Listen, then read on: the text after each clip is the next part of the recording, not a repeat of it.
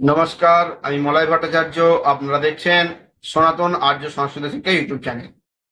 কিছুদিন আগে বিবাহ সম্পর্কিত আমরা কিছু ভিডিও আপলোড করেছিলাম। সেই ভিডিওর মধ্যে সম্প্রদান বাক্য, বরণ বাক্য ইত্যাদিতে আম, আলোচনা করা হয়েছিল কিভাবে কি করতে হবে। তো সেখানে যে বাক্য উল্লেখ করা হয়েছিল সেই বাক্যটা কিছুটা বিশ্রম তৎসদীয় অমুক মাসি অমুক রাশিস্তে ভাস করে অমুক পক্ষে অমুক তীর্থ ইত্যাদি ইত্যাদি ইত্যাদি। এখানে আমাদের দর্শকরা জানতে চেয়েছে যে অমুক মাসি অমুক রাশিস্তে ভাস করে, এইখানে অমুক মাসি এবং অমুক রাশিস্তে রাশিস্থে এই রাশিটা কোথা থেকে আসছে, রাশিটা কিভাবে নির্ণয় করা হবে, কোন মাসে কি রাশি হবে, এই রাশির উল্লেখ কোন কোন জায়গায় করতে হবে, এই সম্বন্ধীয় বিভিন্ন তথ্য জানার আগ্রহ প্রকাশ করেছি। আজকে ভিডিওর মধ্যে আমরা জানানোর চেষ্টা করব যে এই রাশির উল্লেখ কোন কোন জায়গায় করতে হয়, রাশি কিভাবে নির্ণয় করতে হয়, কোন মাসে কি রাশি হবে, সেই সম্বন্ধীয় তথ্য। কথা না বাড়িয়ে আজকের ভিডিও শুরু করি। ভিডিও শুরু করার আগে আপনাদের কাছে একটি অনুরোধ, যদি চ্যানেলটিতে প্রথম হয়ে থাকেন চ্যানেলটি সাবস্ক্রাইব করুন, ভিডিওটি লাইক করুন, আপনাদের মন্তব্য কমেন্টের মাধ্যমে আমাদের জানান। তো চলুন শুরু করি আজকের ভিডিও।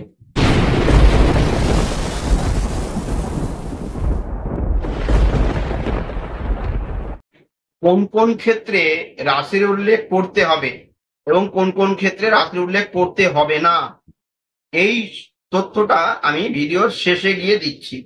তার আগে আপনাদের দেখিয়ে দিই রাশি কিভাবে নির্ণয় করবেন, কোন মাসে কি রাশি হবে সেই সম্বন্ধীয় একটা তথ্য।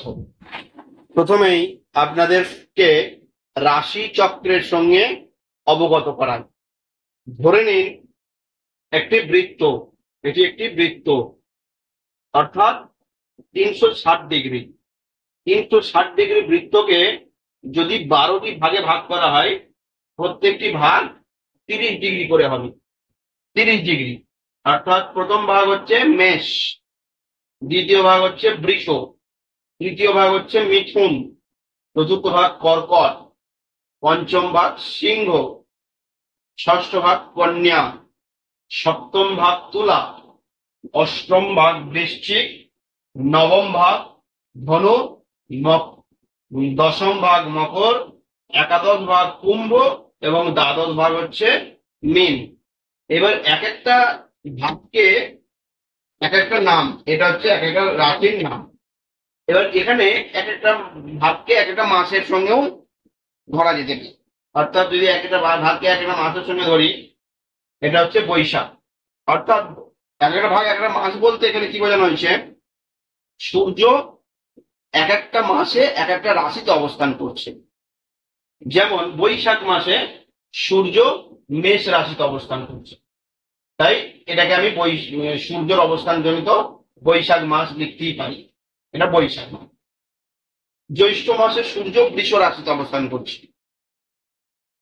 আষাঢ় মাসে সূর্য মিথুন রাশিতে অবস্থান করছে, শ্রাবণে সূর্য কর্কট রাশিতে অবস্থান করছে, ভাদ্রে সূর্য সিংহ রাশিতে অবস্থান করছে, আশ্বিনে সূর্য কন্যা রাশিতে অবস্থান করছে, কার্তিকে সূর্য তুলা রাশিতে অবস্থান করছে,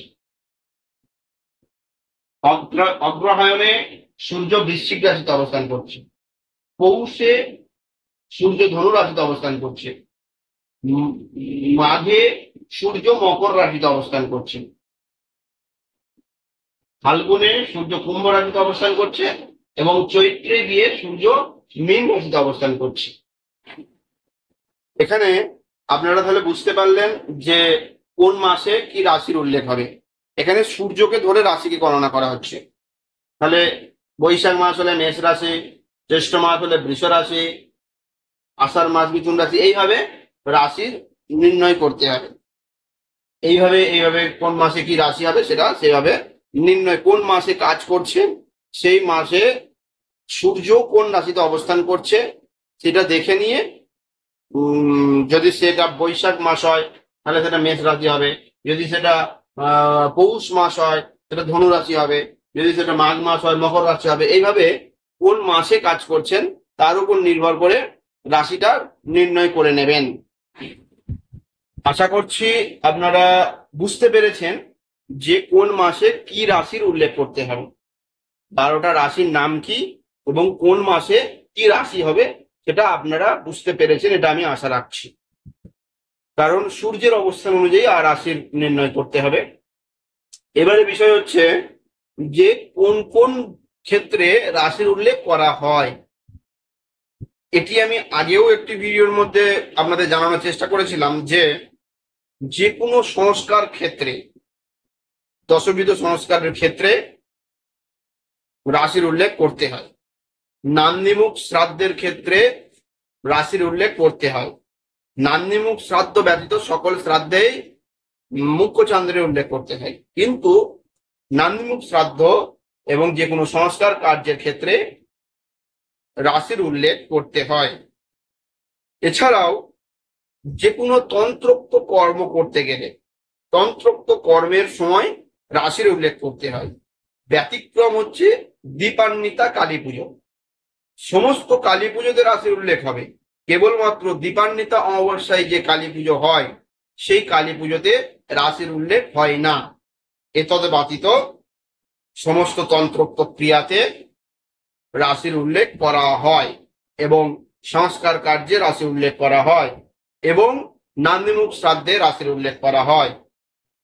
এই ছিল আমাদের ভিডিওর বিষয়বস্তু। যদি ভিডিওটি ভালো লেগে থাকে লাইক করুন, কমেন্ট করুন, শেয়ার করুন, চ্যানেলটি সাবস্ক্রাইব করে আমাদের পাশে থাকুন। আমাদের আরো নতুন নতুন তথ্য নিয়ে, নতুন নতুন ভিডিও নিয়ে আপনাদের সামনে আসবো। ততক্ষণ পর্যন্ত ভালো থাকুন, সুস্থ থাকুন। দেখা হচ্ছে পরবর্তী ভিডিওতে। নমস্কার।